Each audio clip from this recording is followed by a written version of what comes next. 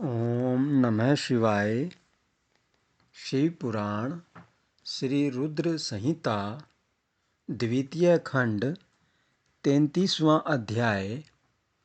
वीरभद्र और महाकाली का यज्ञशाला की ओर प्रस्थान। ब्रह्मा जी कहते हैं, नारद, महेश्वर के आदेश को आदरपूर्वक सुनकर वीरभद्र ने शिव जी को प्रणाम किया। तत्पश्चात उनसे आज्ञा लेकर वीरभद्र यज्ञशाला की ओर चल दिए। शिव जी ने प्रलय की अग्नि के समान और करोड़ों गणों को उनके साथ भेज दिया। वे अत्यंत तेजस्वी थे। वे सभी वीरगण कौतूहल से वीरभद्र के साथ साथ चल दिए। उसमें हजारों पार्षद वीरभद्र की तरह ही महापराक्रमी और बलशाली थे। बहुत से काल के भी काल भगवान रुद्र के समान थे। वे शिवजी के समान ही शोभा पा रहे थे। तत्पश्चात वीरभद्र शिवजी जैसा वेश धारण कर ऐसे रथ पर चढ़कर चले जो 400 हाथ लंबा था, और इस रथ को 10,000 शेर खींच रहे थे, और बहुत से हाथी, शार्दूल, मगर, मत्स्य उस रथ की रक्षा के लिए आगे आगे चल रहे थे।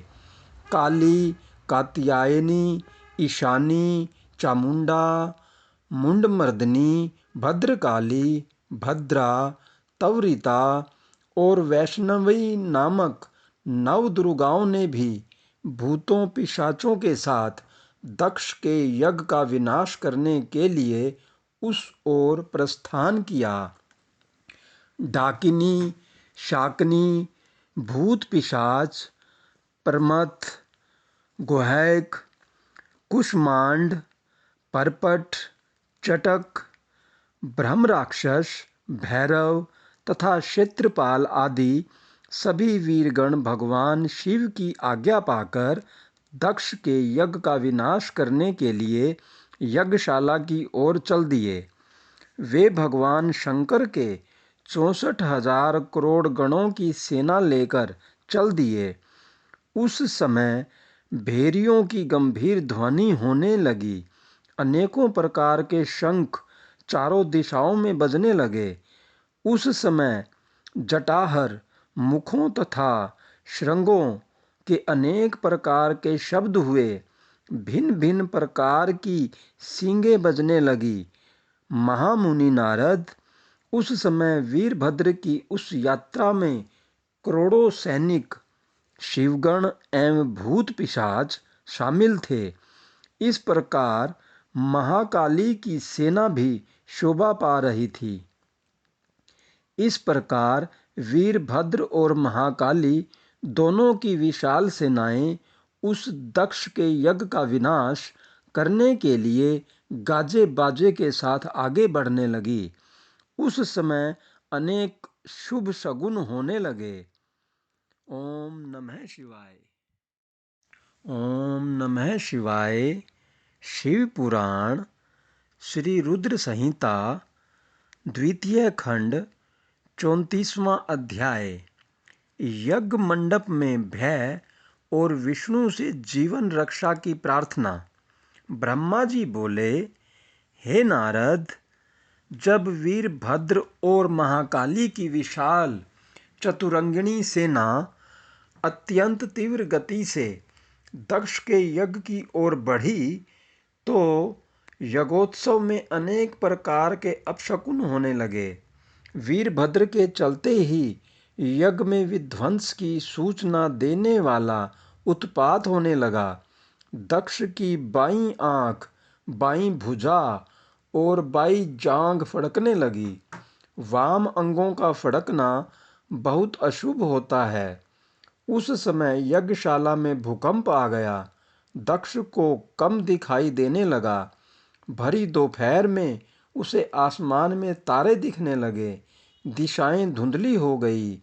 सूर्य में काले काले धब्बे दिखाई देने लगे। ये धब्बे बहुत डरावने लग रहे थे। बिजली और अग्नि के समान सारे नक्षत्र उन्हें टूट टूट कर गिरते हुए दिखने लगे। वहां यज्ञशाला में हजारों गिद्ध दक्ष के सिर पर मंडराने लगे।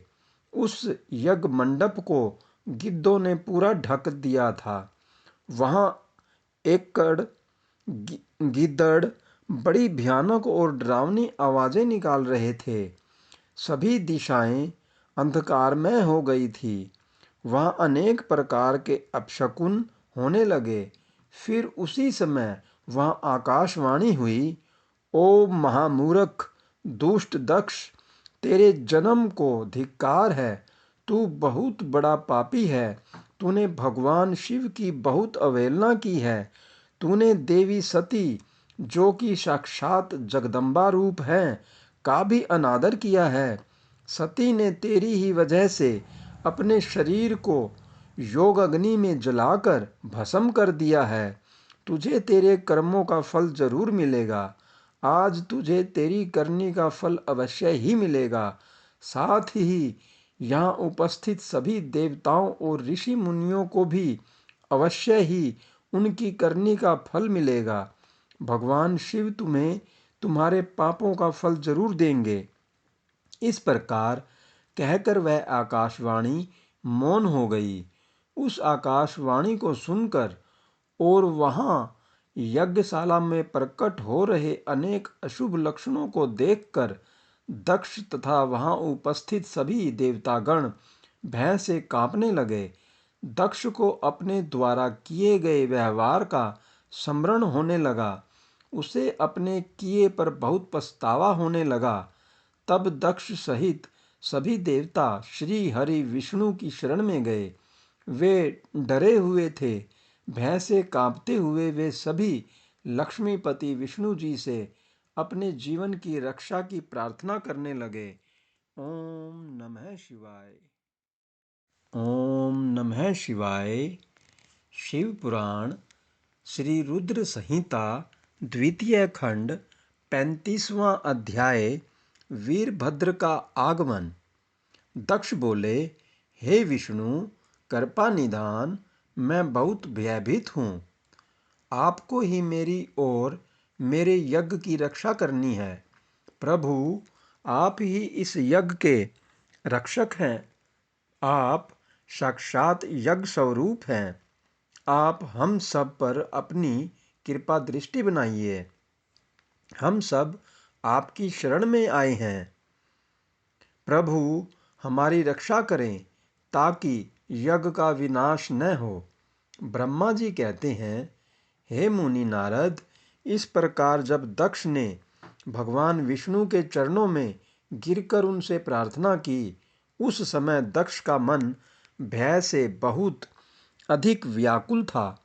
तब श्री हरि ने दक्ष को उठाकर अपने मन में करुणा निधान भगवान शिव का स्मरण किया और शिव तत्व के ज्ञाता श्री हरि दक्ष को समझाते हुए बोले, दक्ष, तुम्हें तत्व का ज्ञान नहीं है, इसलिए तुमने सबके अधिपति भगवान शंकर की अवहेलना की है। भगवान की स्तुति के बिना कोई भी कार्य सफल नहीं हो सकता। उस कार्य में अनेक परेशानियां आती हैं। जहां पूजनीय व्यक्तियों की पूजा नहीं होती, वहां गरीबी, मृत्यु तथा भय का निवास होता है। इसलिए तुम्हें भगवान शिव का सम्मान करना चाहिए, परंतु तुमने महादेव का सम्मान और आदर सत्कार नहीं किया, अपितु तुमने उनका घोर अपमान किया है। इसी के कारण तुम्हारे ऊपर घोर संकट के बादल मंडरा रहे हैं। मैं तुम पर छाए इस संकट से तुम्हें उबारने में पूर्णतः असमर्थ हूँ। ब्रह्मा जी कहते हैं, नारद, भगवान विष्णु का वचन सुनकर दक्ष सोच में डूब गया। उसके चेहरे का रंग उड़ गया और वे घोर चिंता में पड़ गए। तभी भगवान शिव द्वारा भेजे गए गणों सहित वीरभद्र और महाकाली का उनकी सेनाओं सहित उस यज्ञशाला में प्रवेश हुआ। वे सभी महान पराक्रमी थे, उनकी गणना करना असंभव था। उनके सिंहनाद से सारी दिशाएं गूंज रही थी। पूरे आसमान में धूल और अंधकार के बादल छाए हुए थे। पूरी पृथ्वी पर्वतों, वनों और काननों सहित कांप रही थी। समुद्रों में ज्वार भाटा उठ रहा था। उस विशाल काय सेना को देखकर समस्त देवता आश्चर्यचकित थे। उन्हें देखकर दक्ष अपनी पत्नी के साथ भगवान विष्णु के चरणों में गिर पड़े और बोले, हे प्रजापालक विष्णु, आपके बल से ही मैंने इस विशाल यज्ञ का आयोजन किया था। प्रभु, आप कर्मों के साक्षी तथा यज्ञों के प्रतिपालक हैं। आप ही धर्म के रक्षक हैं। अतः प्रभु श्री हरि, आप ही यज्ञ को विनाश से बचा सकते हैं। इस प्रकार दक्ष की विनती पूर्ण बातों को सुनकर श्री हरि उन्हें समझाते हुए बोले, दक्ष, निश्चय ही मुझे इस यज्ञ की रक्षा करनी चाहिए, परंतु देवताओं के क्षेत्र नैमिषारण्य की उस घटना का स्मरण करो। इस यज्ञ के आयोजन में क्या तुम उस घटना को भूल गए हो? यहाँ इस यज्ञशाला की ओर तुम्हारी रक्षा करने में कोई भी देवता समर्थ नहीं है। इस समय जब महादेव जी के गण और उनके सेनापति वीरभद्र तुम्हें भगवान शिव का अपमान करने का दंड देने आए हैं, उस समय कोई मूर्ख ही तुम्हारी सहायता को आगे आ सकता है।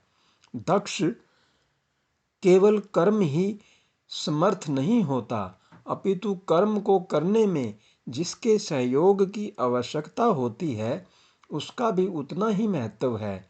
भगवान शिव ही कर्मों के कल्याण की शक्ति देते हैं। जो शांत मन से भक्ति पूर्वक उनकी पूजा अर्चना करता है, महादेव जी उसे तत्काल ही उस कर्म का फल देते हैं। जो मनुष्य ईश्वर के अस्तित्व को नहीं मानते, वे नरक के भागी होते हैं। दक्ष, यह वीरभद्र शंकर के गणों का ऐसा सेनापति है जो शिवजी के शत्रु का तुरंत नाश कर देता है। निसंदेह यह तुम्हारा तथा यहाँ पर उपस्थित सभी लोगों का नाश कर देगा।